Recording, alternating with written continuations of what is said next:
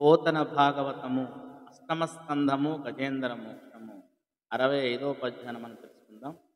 తాటంకాచలనంబుతో భుజనటత్తమ్మిళ్ళ బంధంబుతో సాటి ముక్త కుశంబుతో నదృఢ చంచత్కాంతితో తీర్ణలాలాట లేపముతో మనోహర కరాలగ్నాత్తరీయంబుతో కోటీందు ప్రభతో నురోజవర సంకోచ విలగ్నంబుతో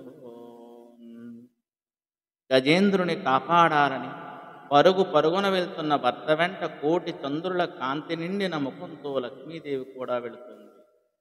అప్పుడు ఆమె చెవి లోలకలు కదులుతున్నాయి. భుజాల మీద వేడిన కొప్పుముడి చిందులేస్తుంది.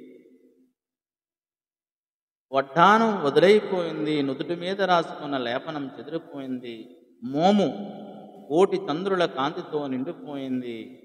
నడుం చిక్కిపోయింది. ఆమె పైట కొంగు ప్రియభర్త అయినటువంటి చేతిలో చిక్కునే ఉంది అని ఈ పద్య భావము. ధన్యవాదములు.